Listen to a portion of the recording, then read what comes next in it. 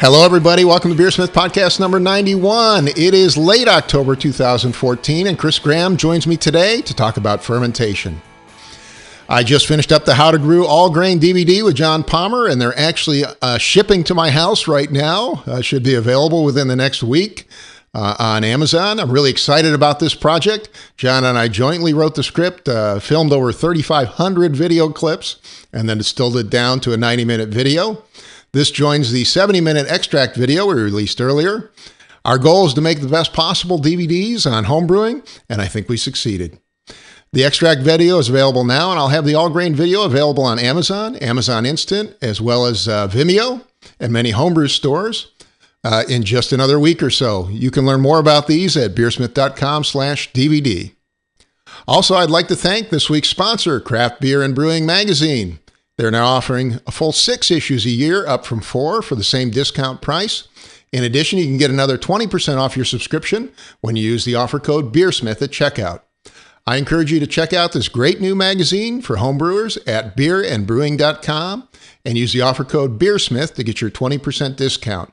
Again, that's beerandbrewing.com and use the offer code BeerSmith to get a 20% discount. And now let's jump into this week's episode with Chris Graham.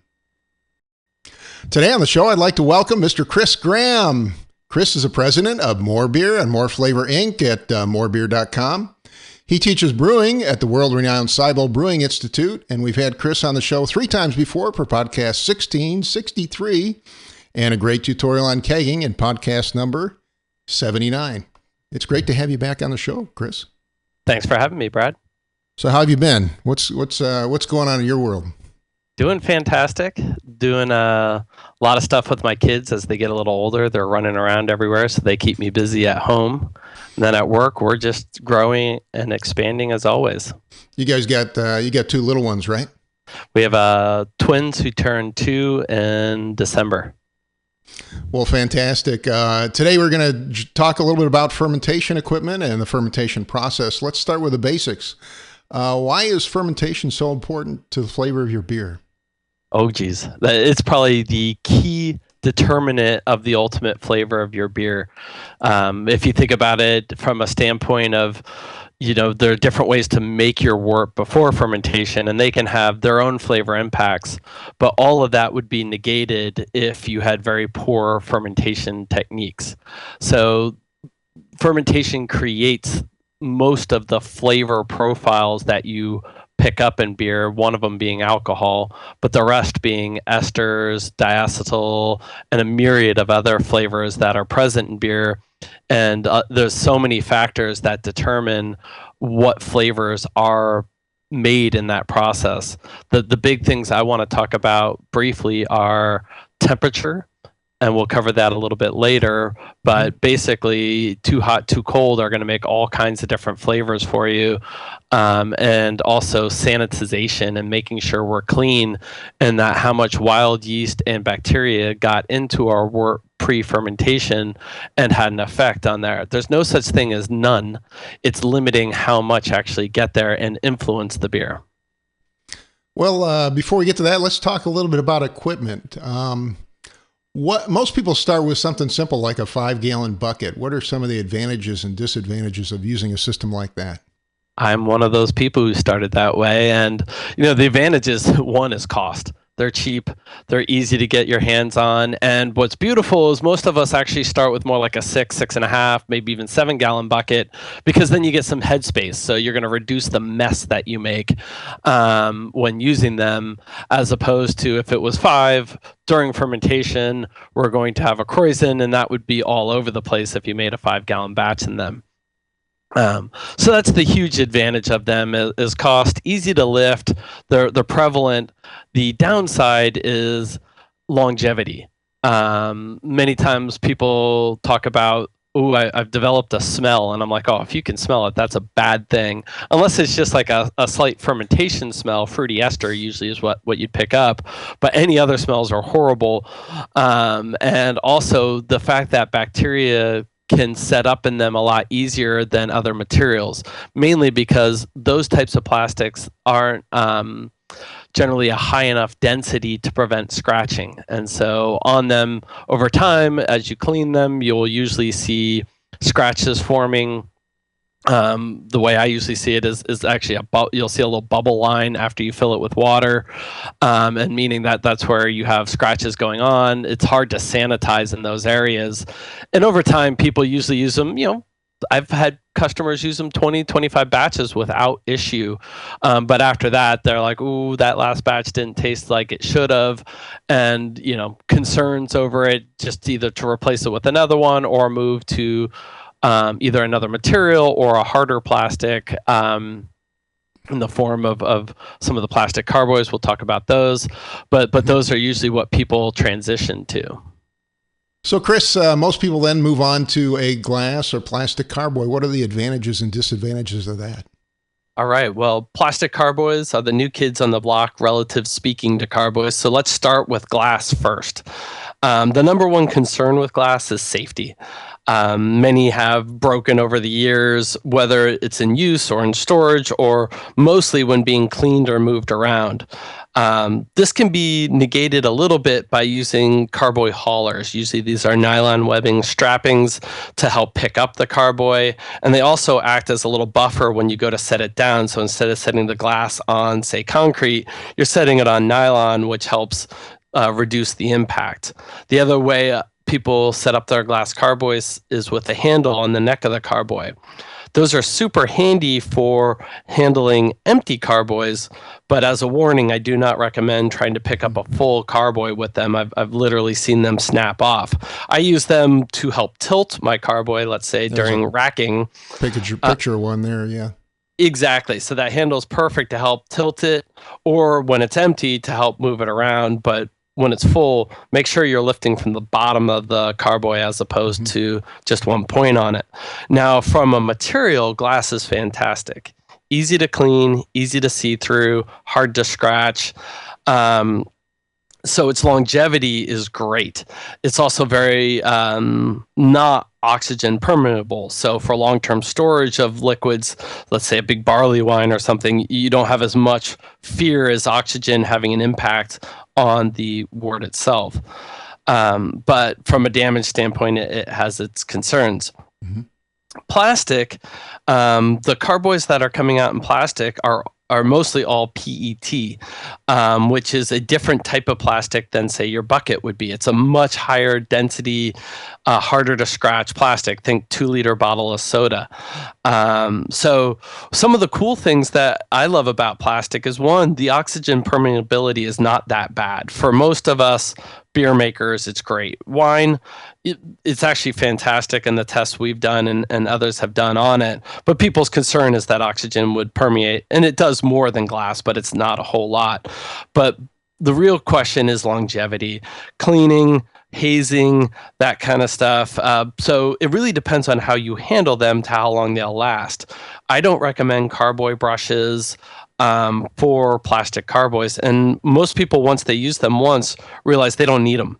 Any kind of cleaner, any kind of oxidizer type cleaner, the straight A's, the one steps, the PBWs, you use a little bit of that, and just by the fact of how slick that material is, most of your krausen falls right off after soaking for a half hour or so. So that's kind of the difference. And they both come in a bunch of different sizes, which makes them handy. And we'll talk about secondary fermentation, but as a primary fermentation bucket carboy, always think more than your batch. So in a glass or plastic carboy, I want at least 6 gallons for 5-gallon batches. So, Chris, it might be a good time to talk about sanitation. What are the key points of sanitation with fermentation? So the big thing to remember is you can't sanitize something that's dirty. So before we even talk sanitization, let's talk cleaning. And that's in anything, but most important, your fermenter, because this is where you're going to put your freshly made, vulnerable, I say vulnerable to bacteria and wild yeast, wort to sit down for a few weeks for fermentation. And so if it's not clean, we're going to have all kinds of problems right from the get-go. So cleaning basically, the nice thing about most of these materials is you can see it. And if you can see debris, you got to keep cleaning.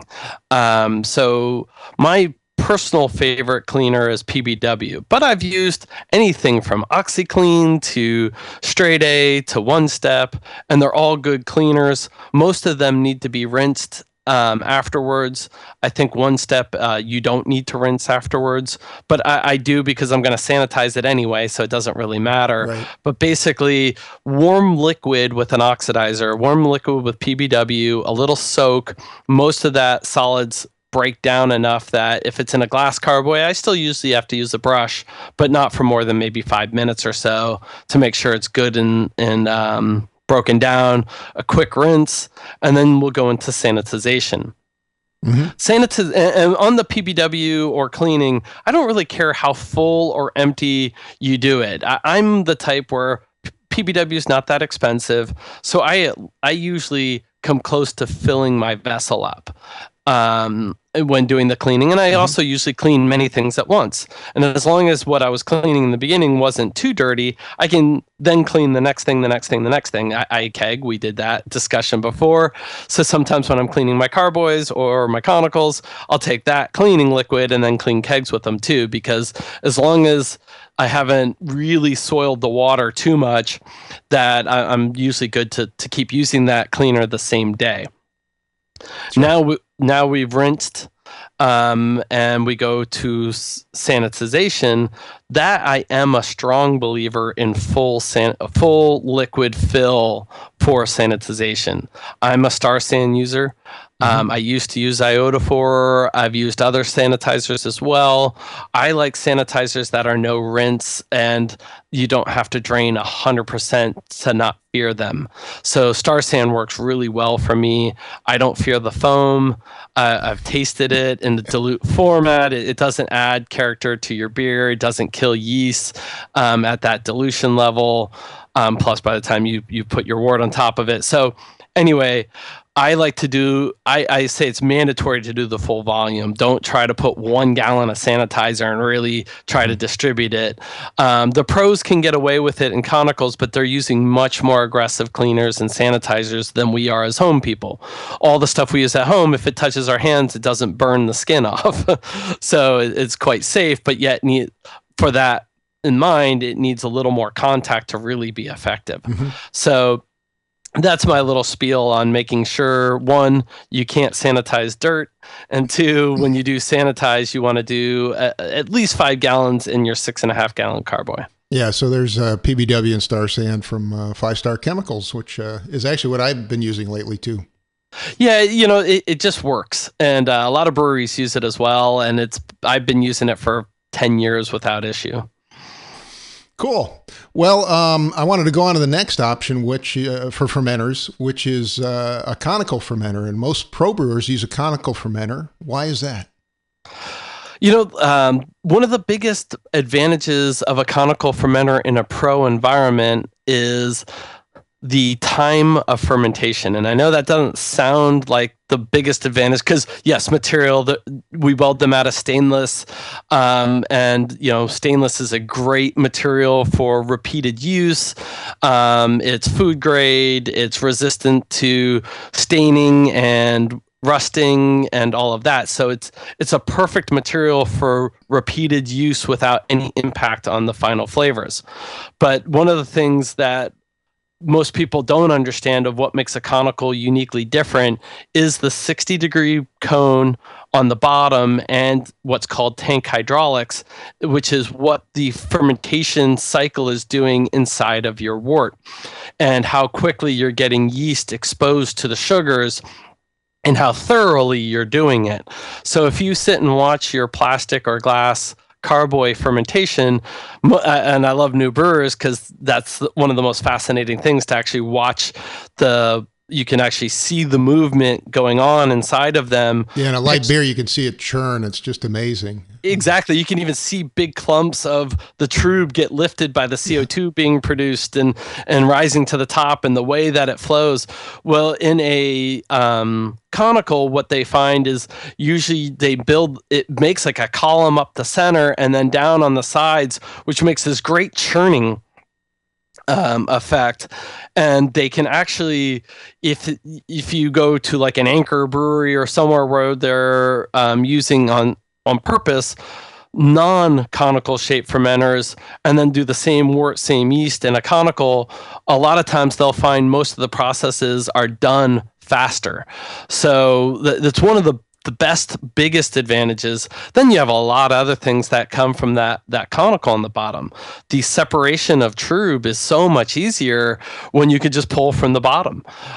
So if you're a big brewery, you can help get that out and then be able to get access to your yeast as it settles out on the bottom. So those are also two tremendous advantages of having the cone and the port at the bottom of those fermenters. So you have the ability to separate the wort from the yeast without necessarily transferring it, right? Exactly, which introduces a lot less risk on the beer. We'll talk in a little bit about secondaries and why they can be a good thing or why they can be a bad thing. But one of the things is when separating, in this scenario, you're just removing the solids out of the bottom, not moving all the liquid from one vessel to the other, which makes a lot less introduction of any negative airborne yeast bacteria into the wort. Well, let's talk about that for just a minute. What about doing a secondary? Is it worth moving to a secondary? Is it too much risk? Some people have said that you don't really need a secondary. You can now just ferment in one vessel. Well, I'm going to give you the White Labs answer, which is it depends, which is always my favorite answer. But it really does. It depends on what kind of beer you're making. So the general rule of thumb is basic ales, and I'm talking pale ale, porter, stouts, IPAs, anything, let's say, under probably a 1070 to 1075 starting gravity doesn't, in my opinion, need a secondary fermenter. Mm-hmm. Or fermentation process to go on.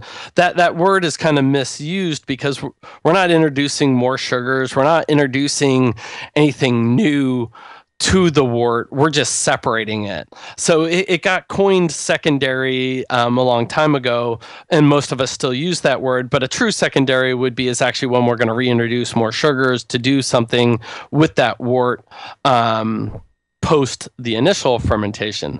Yeah, I think most of us do a secondary just to separate the wort from the yeast, right? Exactly. At least at the homebrewer level. I was going to say to separate trub and yeast. And most of us see how much trub is settling in our carboy, and we're like, ooh, I got to get it off of there. That's going to make better flavors.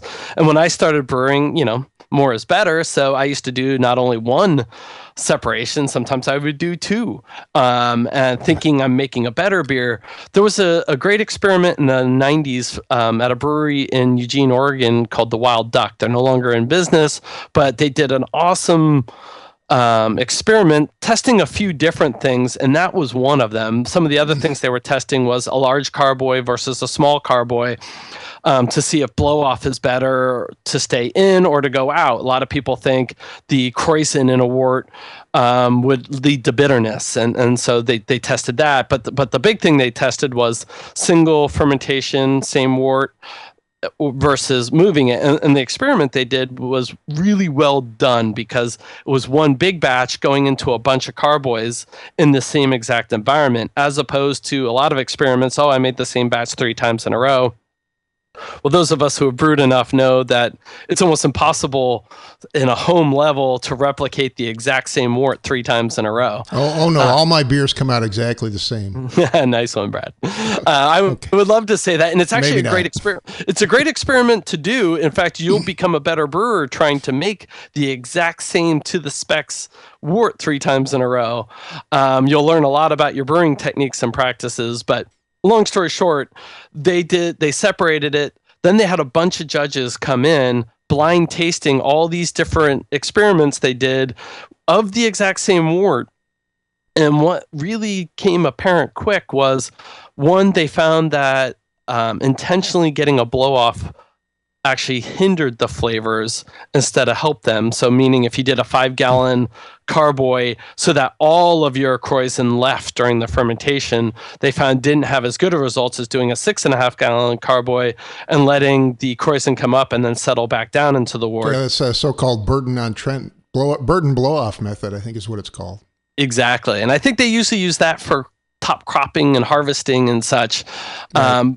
And then the second facet they found was most people preferred the beer that didn't go through a racking process than did. And I think the explanation is quite simple. I don't really believe they had a yeast or wild yeast or bacteria issue at the brewery. I think they were really good. The grain room was separate, all of these proper techniques. It's the introduction of oxygen, degrading the beer. I mean, think about it like if you opened your favorite bottle of beer, let it sit long periods of time before drinking it. We don't do that for a number of reasons, but one of them is the oxidation that it'll go through.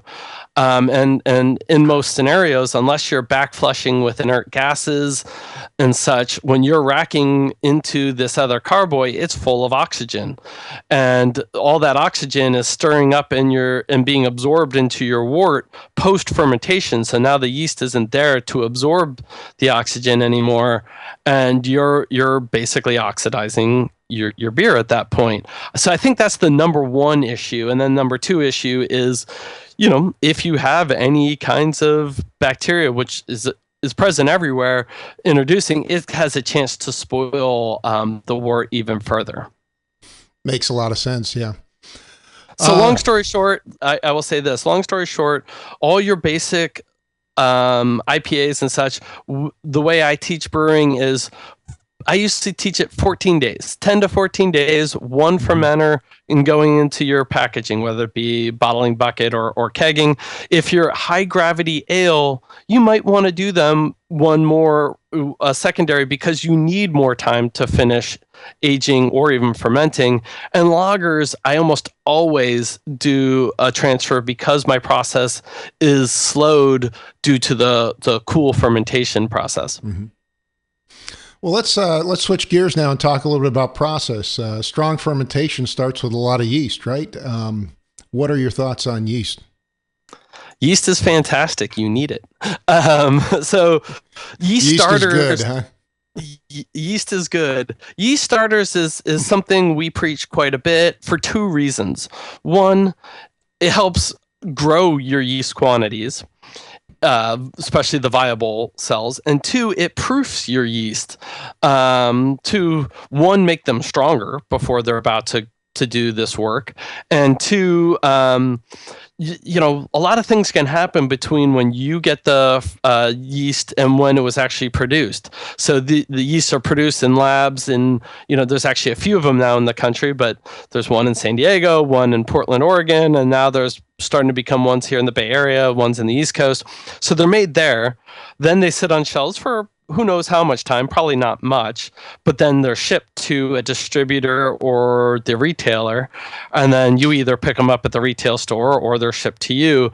So there's a lot of handling that goes on that if the yeast had its perfect environment, it would just stay at one temperature and never shift, and that would make it the strongest when you go to use it. But all these factors that are both out of your control.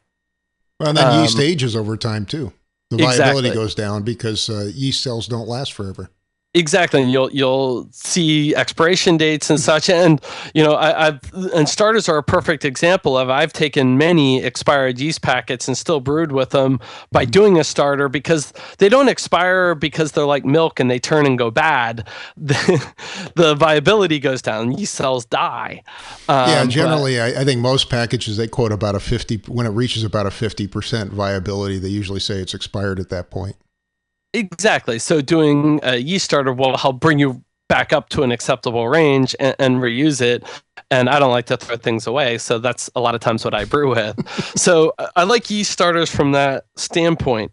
However, there are times where I don't have time to do them. And I kind of have a rule of thumb about where my gravity is going to be to how much I pitch, whether it be Y yeast or white labs or dry yeast. Dry yeast is a big pitch, so I don't typically ever double pitch dry yeast. I should point out we're not really talking about starters in most cases for dry yeast, right? Exactly. You can do proofing much like you would do bread, warm water, let them sit. I prefer to do that personally if I am going to use I usually yeast. hydrate it maybe 20, 30 minutes before I brew. I'll hydrate the yeast in a little warm water. That helps. Exactly. Usually you'll see a much faster lead time. But with liquid yeast, you're looking at doing a starter, right? Doing a starter and doing it more than 2 hours before brew day, usually 24 hours at minimum, 48, sometimes even 72. Sometimes I even ramp up multiple starters, because what starters allow you to do is to take one vial or slat pack of yeast and build it up enough to be able to pitch into 10 gallons or even more, depending on what the gravity. But then there are times where I double pitch. If I'm going to do a 1065 or greater beer and I don't have time to do a starter, I'll just pitch 2 yeasts into there with great success. Now, you don't want to do that on a mild, but because there is such thing as over pitching. Where you don't have enough sugar for the yeast to consume. I'm not going to go into the details because, one, I'm not that smart. And you usually have to have a lot of yeast over pitch, really. Quite honestly. But what sometimes the long or the short there is sometimes they basically don't do a proper job because you have too much yeast. You can underpitch, which is a very dangerous thing because you're in a competition right now to beat out the bacteria and wild yeast that are present in your wort. And it's there. Don't tell me it's not. It's there. It's just what level it's there. You want to keep it as low as possible and have a bunch. I don't have any bacteria in my beer. Yeah, I love you, Brad. You must be one of the best brewers out there. No, not even close. A HEPA room environment for your brew day. That's perfect. Occasionally I get a good batch. It's not often, though. Oh, I know you make good beer. I don't doubt that. But we all do. Even pro breweries have a certain amount in there. They have ways of reducing it tremendously. But it's all about a competition of yeast versus anything else. So good healthy pitch. A good friend of mine, Jamil, a long time ago, wrote a very basic software. He and John Palmer wrote Chris White wrote. I think I know what you're talking about. Yeah. Well, they wrote the yeast book together. Yeast book, great yeast book. But even before that, he wrote a simple little app that you can use at MrMulti.com. I'll give him a plug there. Right. And it's just a pitching calculator, and it really helps dumb it down. What size starter do you need to make based off of what gravity beer and how much volume you're making? And it really dumbs down the process nicely. I apologize if that's built into BeerSmith. Oh, I have a tool for yeast starters in BeerSmith as well, so you can use either one. They're very similar. Excellent. So there are new ways that I wasn't even aware of, and I do use BeerSmith, but I'm a pretty light user. I use it for recipe formulation and brew day maintenance. I'm not a power user by any standpoint. Cool. But long story short, it helps dumb down the process, which is the key thing for me. Is don't fear this yeast thing. When in doubt, I pitch 2 yeasts and I know I'm going to make a good beer. But making a starter is very simple and easy to do. So don't fear the foam, don't fear the yeast, right? Exactly. But make sure you pitch enough of it. Well, I wanted to talk next about oxygen, which is also very important for fermentation. And there's a good and a bad to oxygen. Obviously, you want a lot up front, but you don't really want any after that, right? Exactly. Yeast need oxygen. So think of it as when I'm going to put my yeast in, I need oxygen for them to survive. But once my fermentation is done, I no longer need that. And I'll point out, we just finished boiling all that wort, so we took all the oxygen that was in it and basically forced it out in the boil. When you see all the little spritey bubbling going on, that is oxygen in your liquid leaving. So there are 3 common ways of getting quote-unquote oxygen into your wort.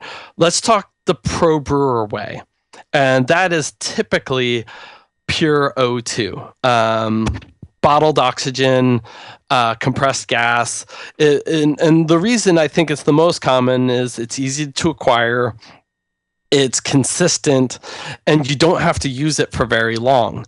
Most of us, when we put it in, the smaller the bubble, the more likely it is to be absorbed. So during your cooling process, that's a key factor, is having this cool wort to be able to let the oxygen be absorbed into it before the yeast is added. Um, so think of it much like a carbonation chart. The warmer it is, the less oxygen is going to go in. So it's there's some rules of thumb. If you can get your wort into the 70s or even 60s, that's fantastic.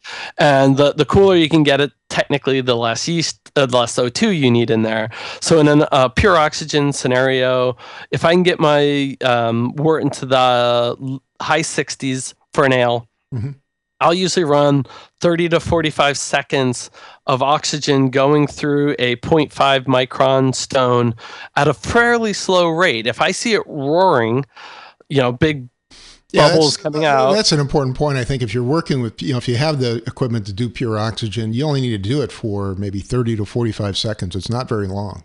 Exactly. And I don't really worry about over oxygenating in a homebrew level because we're not working under pressure. We're not sealed tanks, and thusly you got to worry about putting too much O2 in there. But the law of diminishing return happens pretty quick, that you could put in 5 minutes worth, but probably not going to get anything more than 45 seconds worth. So O2 does cost. So most of us use those little home tanks for brazing and such that you can get at any hardware store. Most homebrew shops sell very simple kits. You buy the tanks locally because no one should be shipping these oxygen kits because they're explosive. And thusly, one of those tanks, if you only use it 30 to 45 seconds per 5 gallons, you're going to use that tank 20 times probably before it's empty. So it's a pretty good value, and you're getting pure O2. The oxygen systems we sell, we put a little inline HEPA filter in there just in case there was any oils or whatnot, because they don't treat those like medical oxygen tanks in their preparation to fill. But it's the same O2 that they put in a medical one versus a welding one, but it's the way the tanks are treated beforehand that I worry about. So a simple little air filter will help remove any impurities that might come through. Yeah, and unfortunately, the medical oxygen is a controlled substance, so you can't just, at least here in the U.S., you can't just go buy it. But exactly, and if you get it from, don't tell me how you got it. You also I don't want to know. You need very expensive regulators and such to be able to use them, and not usually worth the cost to do those things. Right. So that's the pro level.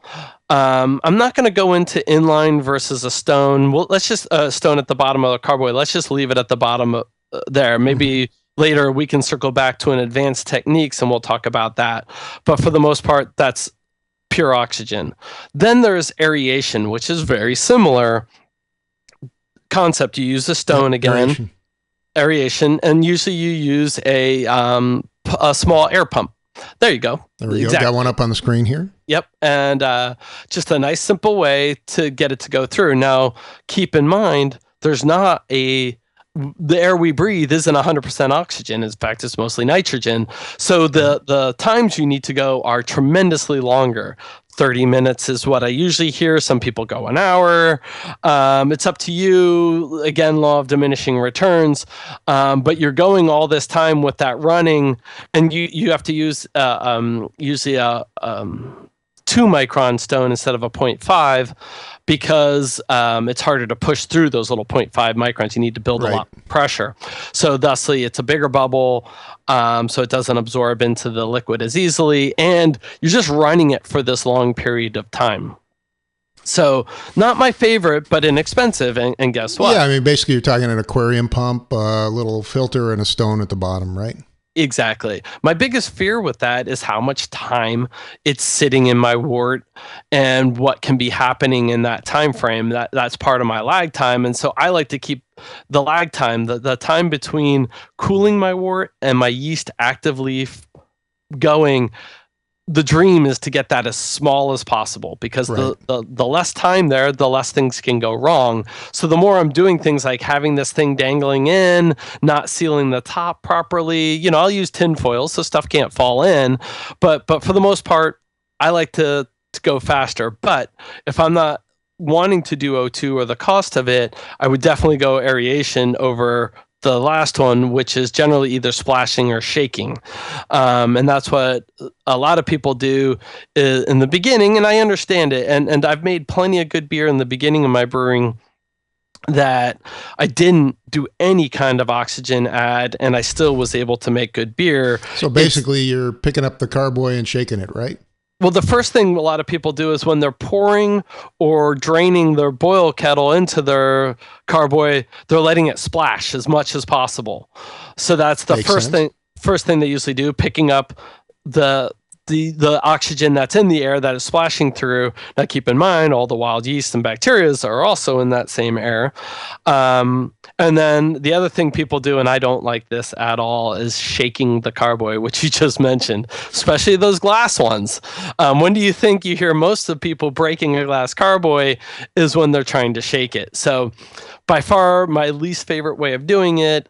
I would rather you do a little splashing in the pouring process than to pick up the carboy and shake it.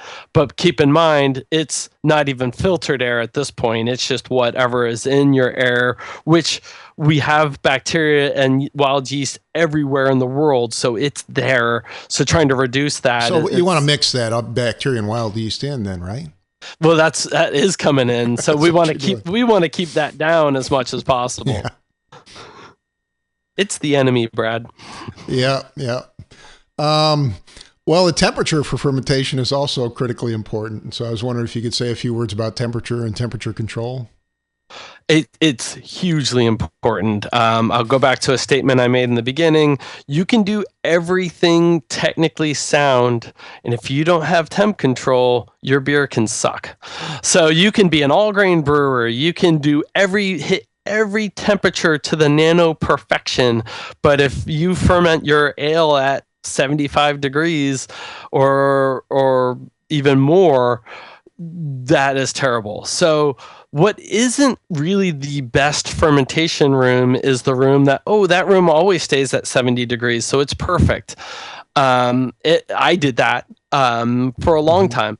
And keep in mind, when I'm talking these little differences, I'm talking good to great. Yes, you can make good beer in just a room that holds a steady temperature, but making repeatable great beer, really you want that temp control. Fermentation itself creates heat. All that mechanical moving creates a lot more heat than most people think. I've done temperature experiments where I've temp controlled the room and then put sensors in the fermentation and seen 10 to 12 degree swings above the ambient temperature in the core of that fermentation. So that 70 degree especially room, once it gets going, right? Exactly. When you're really ripping, when you have that high croissant on top of that fermentation, I've seen 10 degree differentials, meaning that 70 degree room was making beer ferment the beer was fermenting at 80 degrees. At 80 degrees, you're making fusel alcohols. Those are what give you headaches. They taste terrible. Those are the ones that when you go to a conference and someone gives you a beer that you're thinking, oh my God, this has to be 30% alcohol and it's only 8. That's that flavor right there. And generally that means somebody doesn't have that ability. So temp control, how to do it. On the cheap, the best way to do it is through trying to submerge your fermentation vessel, bucket, carboy, whatever, into, my favorite is just into a bucket of water that I can put ice cubes into or blocks of ice. That's the easiest, in my opinion. You have a temp sensor on there. Now you have this huge amount of cooling power helping you keep that temperature of your wort. Now you have to check it frequently, especially during the peak fermentation, at least once a day, depending on how much liquid you use in there. Other ways of doing it, if you're like, hey, I don't have a tub that big to do that, you can do wet towels on top. That wicking action. I've used that quite a bit, actually. Yeah, and if you want to add to that, an oscillating fan helps quite a bit too, to help that wicking process. And I've seen people hold 10 to 12 degrees under the ambient temperature when doing, a repeated change of the wet towels or T-shirts or whatnot. Yeah, the only problem is you got to change towels every 12 hours or so. Exactly. So all those ways I've mentioned, ice and water and that, they're inexpensive, but they require you being present and and making sure you're changing out things. For those of us who are a lot lazier and want to kind of set it and forget it, temp controllers are your best friend on a chest freezer, an old fridge, something of that nature, to be able to dial in the temperature. I love the ones that I can both have a hot and a cold, and then I've covered my basis everywhere, and to make either the chamber, chest freezer, fridge, or God forbid, we sell these temp controlled conicals that will just hold you right at the temperature you want to be at, without having to control something else. Well, can you talk for a minute about why you need a temp controller, even on a regular fridge? A lot of people don't know that it's good to have this separate temp controller. So a refrigerator itself is really designed to keep food safe temperatures, which are much cooler than what we need for fermentation, even lagers. So the first thing is there are usually ranges of temperatures that they'll hold. They're not terribly precise because they just want to hold you in this range of food safety, where we want to hold, let's say, an ale. Let's say I want to be roughly 68 degrees. Mm-hmm. I want to be able to dial that in and be within a 4-degree swing of that, as opposed to, or 4-degree not differential, 2-degree differential. So I can go as low as 66 and as much as 70, or a digital one, I can even dial that down to be within a 1-degree differential. And I like the analogs and the digitals. I think they work equally as well. But having that ability, then when you play with different yeast strains, you can actually control them much more finitely, so that you can really enhance what flavors they do at different temperatures. Mm-hmm. The last little bit I'll talk about controllers is where you put that on the fermenter makes a huge impact. So a lot of people used to put a jar of water in their chamber. I'm going to use a chest freezer, for example, and put the temp controller in the jar of water. And that is better than the air, because the air will change temperatures quite quickly, but the water doesn't. And that is a improvement over doing it in air. The problem there is that it's not the temperature of the fermentation, it's the temperature of the liquid and how much liquid and how fast that changes. So if you can get a sensor into the ferment, sanitary, you've got the best of all worlds. You're controlling the actual fermentation temperature as opposed to the air or a separate thing of liquid.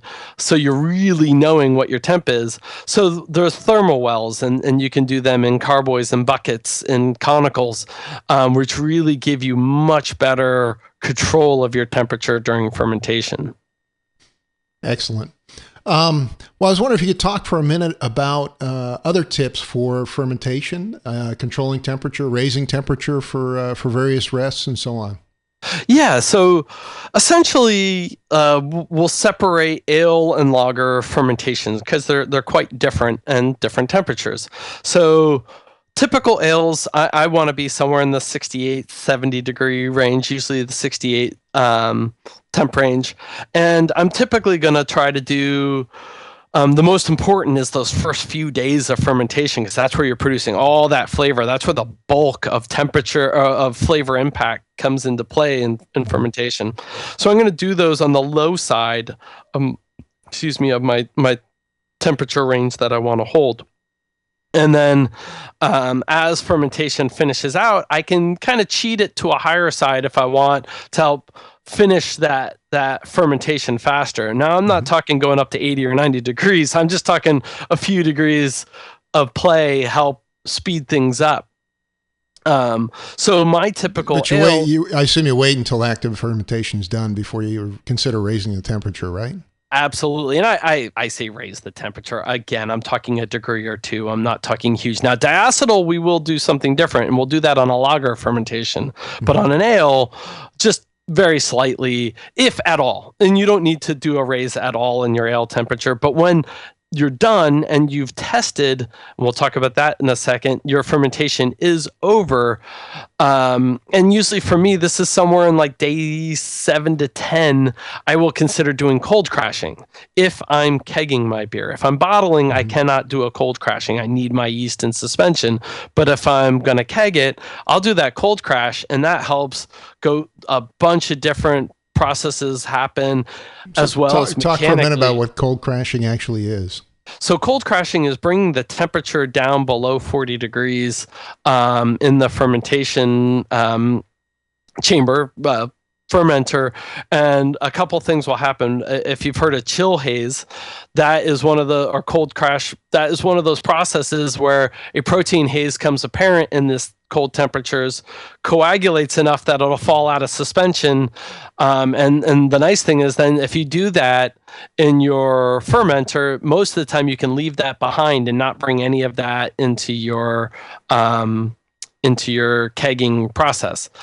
So making much clearer, cleaner beer, or leaving behind all that trub, so you get clearer beer in your kegs and less sediment, less things to worry about, less things to move around when kegging. But again, that's on ales and only when kegging. Switching over to lagers, you'll do your fermentation at much cooler temperatures, but then typically at those cooler temperatures you're not making any esters, but what you will find is quite a bit of diacetyl production, so you can get a reabsorption of diacetyl post that initial fermentation by raising your temperature up into the low 60s, letting the yeast absorb that diacetyl before bringing it back down, either for bottling or cold crashing if you're going to go into kegging. And that cold crashing is the exact same if you're going to do kegging. How do you know when the fermentation's finally done? Oh, you just guess. No. So the worst indication, visually, you'll see certain signs that show you that fermentation's done. You will see less sediment or less croissant on top of there. You'll see less movement, and you'll see if you're using a traditional airlock, you'll see less movement in there. But that by no means is a great way to say, oh, I'm done, time to cold crash, because there still can be fermentation going on, and there can also be a lot of reabsorption and chemical reactions going on that you don't want to necessarily do that cold crash right away. To know if your fermentation is done from a eating of sugars, the best thing you can do is measure your sugar level. So the cheapest and easiest way is a hydrometer. I don't know about easiest way, but cheapest way is using hydrometers. Which I assume you've done podcasts on. The next best way the best way in my opinion is refractometers, because at this stage when fermentation's done, I don't want to take a whole bunch of samples out. I want to take little tiny amounts out to test as opposed to big volumes of liquid. And so a refractometer, when used properly, can be used to know, is my fermentation done or not? And then there's a new product on the market. We'll be releasing it next week. We did not design it. Someone else did and manufactures it, but we're going to be distributing it for them. It's called the Beer Bug. And they did a Kickstarter, and so there's some out in population, and people love it. It's something that you put it onto your fermentation vessel. It has they call it a torpedo, but basically a device that is in your fermentation connected by a monofilament string that goes to the unit, and it is taking a reading. I believe it's every 3 minutes. It turns on, takes a reading of both your density of sugars, just like a refractometer or hygrometer would do. And it sends that to the cloud. And then you have logins and you can see charts of your fermentation. Well, they also have an optional temp sensor you can do. So you can get a fully graphed out fermentation every time of your gravities, how long they took, your temperatures during that process, and exact measurements of what your original, what your final gravity, and every 3 minutes in between, which is really cool to be able to share. They have social feeds for Facebook and other places if you're into that, or to just be able to track your fermentations, especially for what went well, what went wrong, am I safe to do my diacetyl rest? Yes or no? Really, it's an exciting product that I think will really give you a lot of control of the fermentation process. And up to now, fermentation for most people is kind of like this process that happens in between boiling and drinking.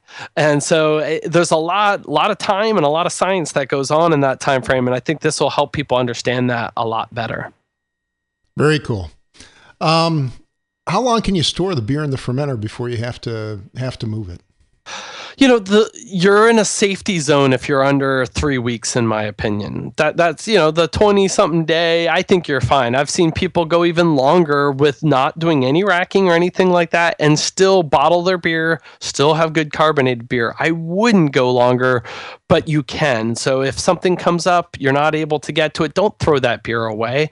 Don't panic.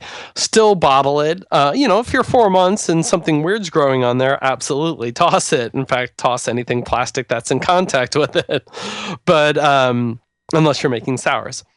But, for your typical ales, 3 to 4 weeks is the max I would go before bottling or kegging. You can do secondaries, and when you go into a secondary, you want to go into something that reduces your headspace. So you'd go, say, a 6.5 gallon carboy into a 5, so that you don't have all this oxygen sitting on top of the wort. So that helps you be able to age it. Keep this in mind: certain types of beer and wine will intentionally let that beer or wine sit in those for over a year. Sometimes even longer. So it's not like, oh, I can't do that. You just have to be prepared and know what you're doing to be able to store it in there for long periods of time. But typically 10 to 14 days is your perfect amount of time on most ales. You can go up to 3 to 4 weeks, but I would try not to. So do you have any closing tips on fermentation, Chris? Temperature is key. I can't stress that enough. You got to be sanitary. So the one thing I didn't introduce, but there are actually a few more fermentation vessels that we really haven't talked about yet that are kind of, I consider, new to the market.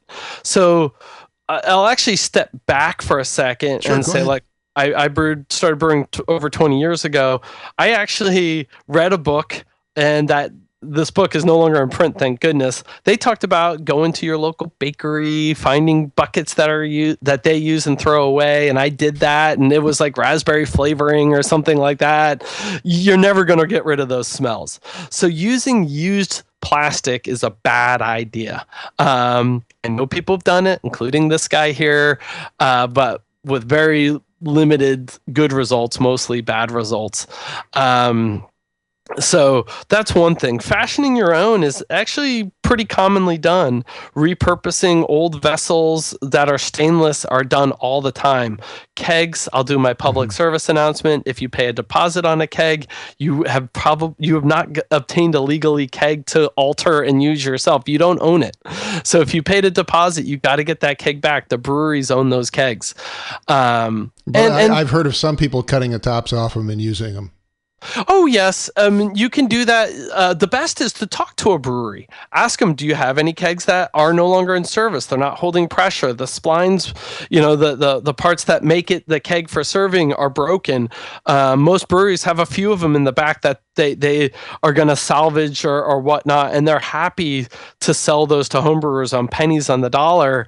And they're happy that you got one intended for this process, as opposed to taking one they're good working ones that cost them hundreds of dollars because you paid $20 for a deposit on. Absolutely. So that's one way to fashion one. I've seen people go to scrapyards. Randy Mosier, great guy. You'll see lots of books produced by him. We had Randy on a couple weeks back. Did he do his buck a pound?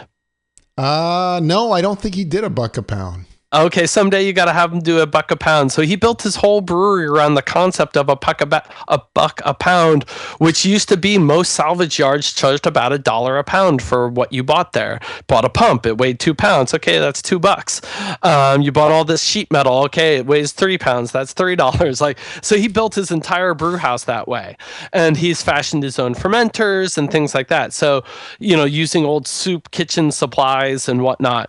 And nowadays there there's different options coming in. There's these plastic fermenters. This company out of Germany called Speedel makes these tanks that are hugely popular. They're inexpensive. They're big. They usually have large openings, easy to clean, and so those have become very popular. I think I'm running an ad for. I think it's Fast Ferment. Also has a nice plastic conical. Exactly. I think that's the V vessel of years ago, remolded and done really well. And I'm going to be looking at those guys as well, carrying their products. Blickman has come out with a beautiful line of stainless conicals. Well, Blickman makes amazing stuff.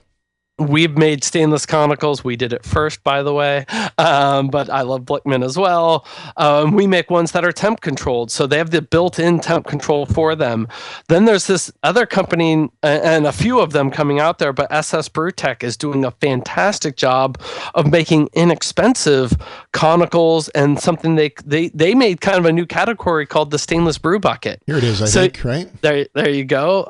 They're flying off the shelves because they're at a good price point for something that material-wise will last pretty much forever. And they've done a nice little job of incorporating simple things like not really a conical bottom, but a drawn bottom, so that your sediment is settling below where you'll draw the liquid out of. It's not great for reusing yeast, but great for doing separation when you're going to either bottle or keg your beer. They very nice price point too, you know. I was going to say a very nice price point. What I was very impressed with was their conicals. They call them Chronicles. And they have very good price points as well. And they are made overseas, as opposed to the Blickman product and the More Beer Conicals, which are made here in the States.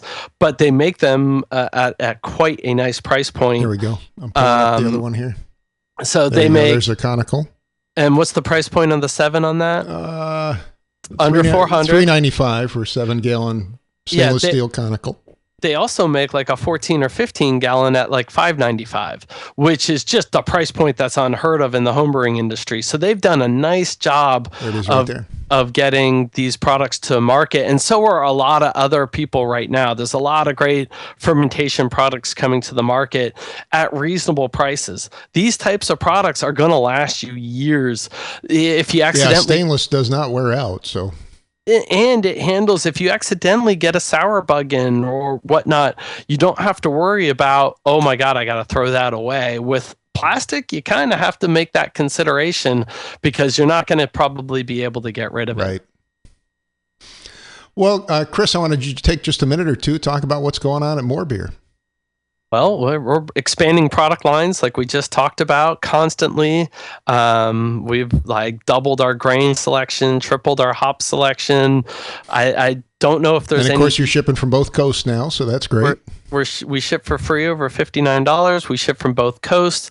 Our mantra is fast and free. We're doing our best to just get you your orders quick, usually shipping out the same day you order them, getting to you from one of our two coasts in two days or less on average, so that you can be brewing right away.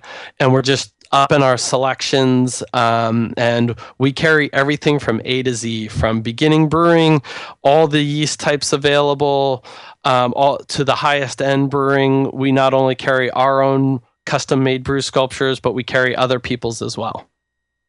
Well, thank you, Chris. I really appreciate you coming on the show today and talking to us about fermentation. Well, appreciate it, Brad. You have a good one. Again, today my guest was Mr. Chris Graham.